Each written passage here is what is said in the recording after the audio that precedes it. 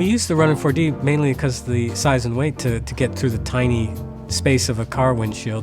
So I wanted a sensor that was at least Super 35, if not larger in this case. And so that was the thing that attracted me personally to using the 4D, was the large sensor on it.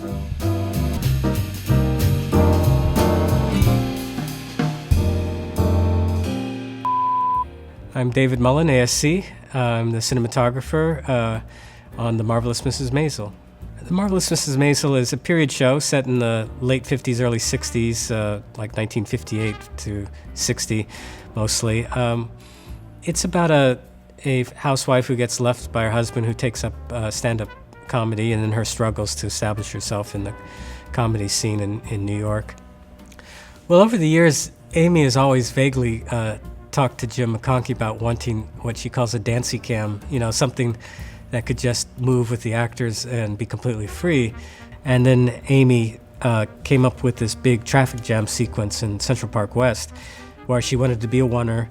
The camera had to, at the very, not only spin 360, but then work its way through cars, and at the end rise up in a crane move. So Steadicam is our normal way of moving fluidly through a scene, but it's big, it's heavy, and it's hard to do really fast moves in small spaces. So we had a scene coming up which required just those aspects. It's like, how are we going to do that? Traditional gimbals, no chance, slightly too big to fit through these ones. And we're using period cars, so I had to design something that would work in the size that we had available to us. So the 4D looked like a possible solution. And once I started testing it, I realized, yes. So the shot started, my brother following two main characters down a side street.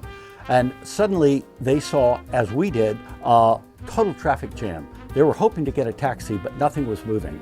And as they stopped in shock, my brother kept the shot moving and got in front of them. And then they began crazy running, my brother running backwards with the 4D and trying to find a cab that they could, each independently, trying to find a cab that would take them. So it followed first one character, went actually through a taxi cab at one point, the back window, across, watching the character cross in front of the windshield, picked up the other character, back and forth, weaving back and forth, until finally, at the very end, they realized there's a bus down there. And my brother at that point stepped on a crane, and as they ran to the bus out in front of the whole traffic jam, he rose way up in the sky and ended in a nice, beautiful wide shot.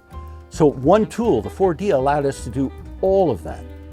I was very concerned about skin tone reproduction and flare and depth of field and sharpness and filtration, especially at night. We were doing some other scene and shot side by side with the Alexa.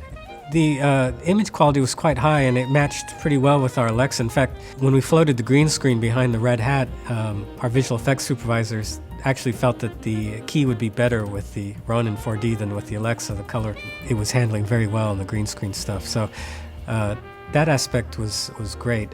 A camera like this that's so functional in terms of being able to go in and out of small, tight, weird spaces, you really need to be sure you can control the iris.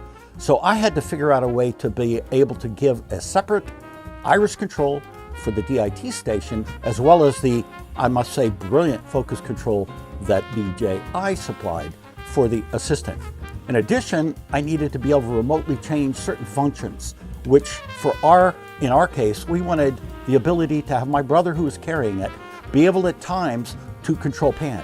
So for the kind of precise control that we want on the show, we had two operators basically. So we had one station for me doing the remote pan and or tilt, as well as another station which was the focus puller who had his own focus system.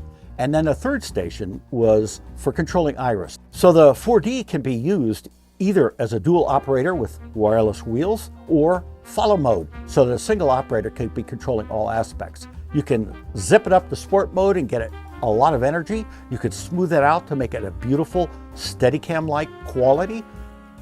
Cameras that have to go into tight spaces and up staircases or be attached to jib arms and or cranes and then be disconnected or run through a battlefield and jump through a van and out of the other side of a car and things like that. We've been able to do that before with smaller sensor cameras, but now we have the quality of a larger sensor, but in a small form, which I think is a great step forward.